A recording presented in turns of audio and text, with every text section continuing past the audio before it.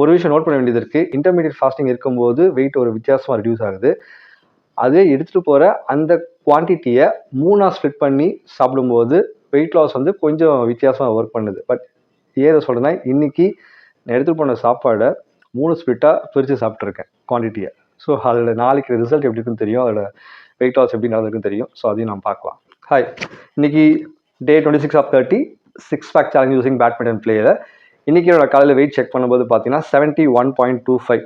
So compared to Tuesday and Wednesday என்னோட weight வந்து 0.70 kg என்னால் ரிடியூஸ் பண்ண முடிஞ்சிருக்கு. இந்த 26 டே ஆஃப் பேட்மிண்டன் பிளேயில் என்ன எனக்கு ஒரு நல்ல விஷயம் நடந்திருக்குன்னா, இடுப்பு சைஸ் வந்து கம்மியாக இருக்குது. டே 30 ஆஃப் 30 வந்து உங்களுக்கு எந்த அளவுக்கு ரெடியூஸ் ஆயிருக்கு அப்படின்றத நான் சொல்கிறேன் உங்களுக்கு. இன்றைக்கி வந்து பேட்மிண்டன் வந்து ஒரு 1 hour ப்ளே பண்ணியிருக்கேன். 482 calories பர்ன் பண்ண மாதிரி காமிக்குது. And please do support and subscribe to my channel. Day 27 of 30 நான் உங்களை மீட் பண்ணுறேன். தேங்க்யூ.